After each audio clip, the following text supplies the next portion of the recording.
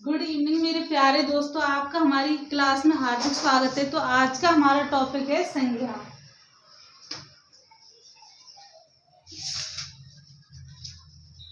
संज्ञा शब्द का अर्थ है नाम।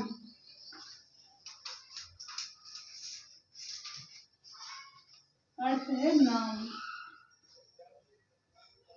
तो संज्ञा की परिभाषा है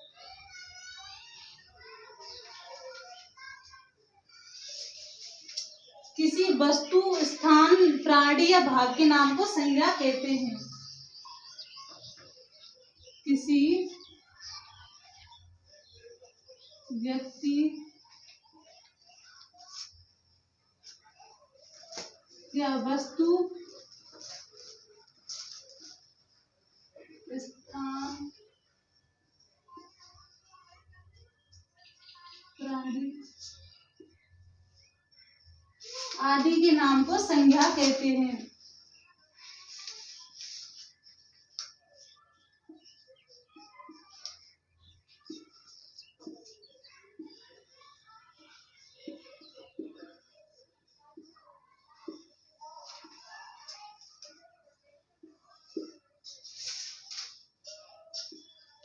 संज्ञा 5 प्रकार की होती है। जैसे पहली है व्यक्तिवाचक संज्ञा।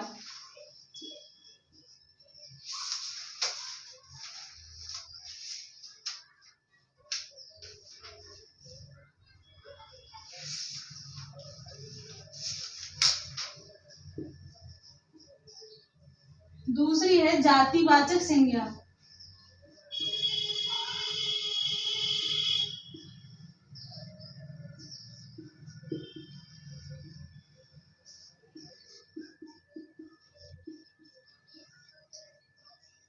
तीसरी है भाववाचक संज्ञा।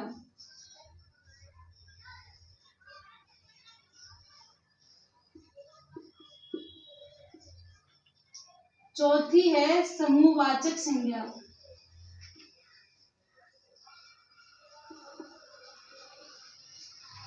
और पांचवी है हमारी द्रव्यवाचक संज्ञा।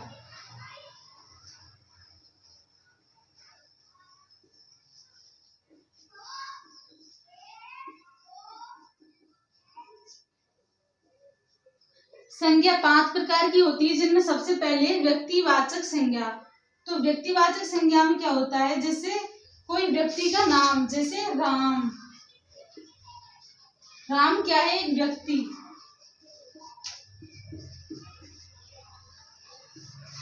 भारत, भारत क्या है? एक देश का नाम।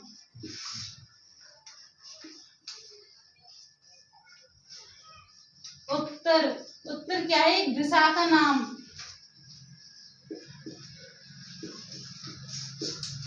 गंगा, गंगा क्या है? एक नदी का नाम है।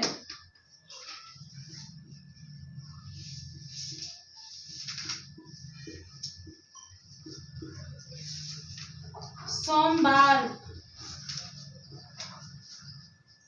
ये क्या है? वारों का नाम।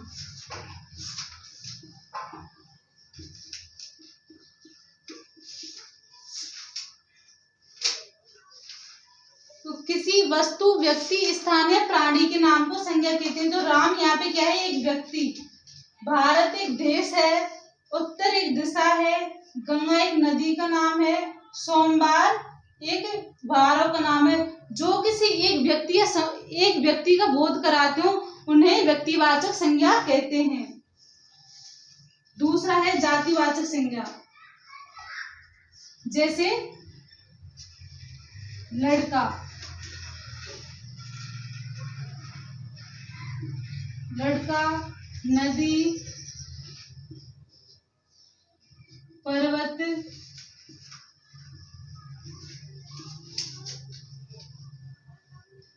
आदि। जैसे लड़का,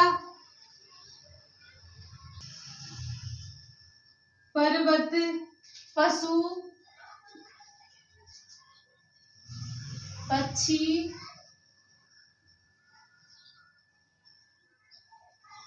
और मनुष्य। तो ये किसका किसका बोध करा रहे हैं? जैसे ये लड़का जाति का बोध हो रहा है यहाँ पर किसी एक का नाम होकर उसके समूह का बोध हो रहा है।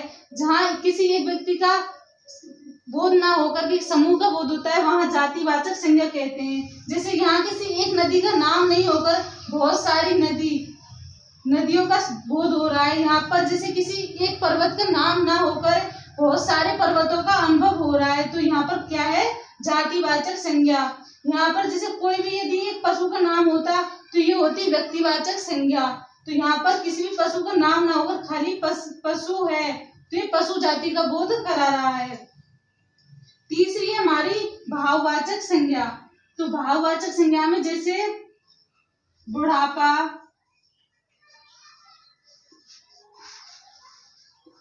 मोटापा, मिठाई,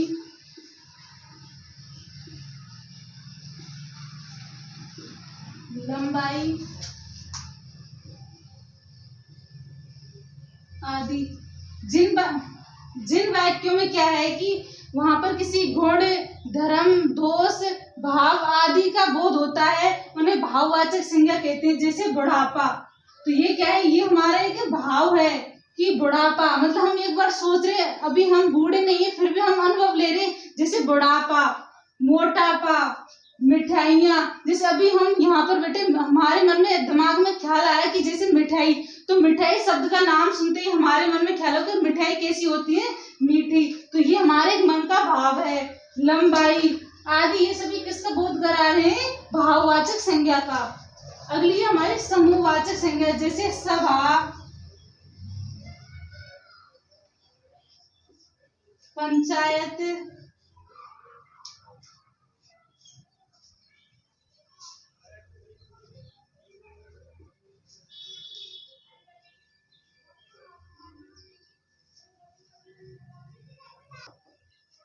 सभा, पंचायत, कुंज,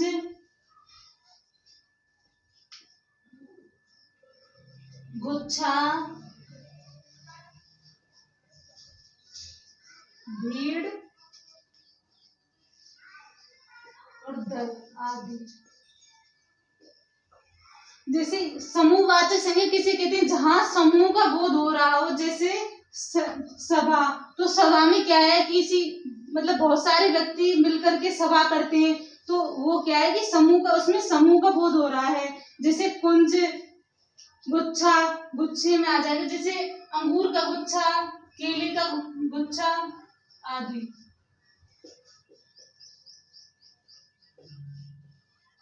भीड़, दल मतलब बहुत सारे समूह या व्यक्ति के समूह का बोध हो रहा हो, वहां समूहवाचक संज्ञा होती है। द्रव्यवाचक संज्ञा में क्या होता है? जैसे कोई भी माप तोल की वस्तुएं हैं, वहां जैसे माप तोल की वस्तुएं,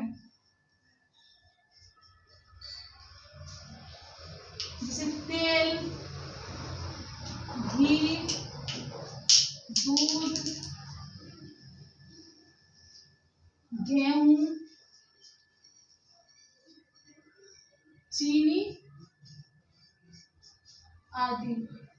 द्रव्यवाचक संज्ञा में क्या होता है कि माप तोल निश्चित मात्रा में भी होती है और अनिश्चित मात्रा में भी होती है। जैसे निश्चित 5 किलो तेल, 2 किलो दूध, मतलब निश्चित मात्रा में होती है। तो वहां जैसे हमारा निश्चित में जैसे फिक्स संख्या है 5 किलो, तो ये हो गया हमारा निश्चित मात्रा में निश्चित द्रव्यवाचक संज्ञा। और एक अनिश्चित मतलब जैसे तेल, घी, दूध, जिसकी कोई मात्रा निश्चित नहीं हो, उसको अनिश्चित द्रव्यवाचक संज्ञा कहते हैं। तो आज का हमारा टॉपिक कंप्लीट हुआ।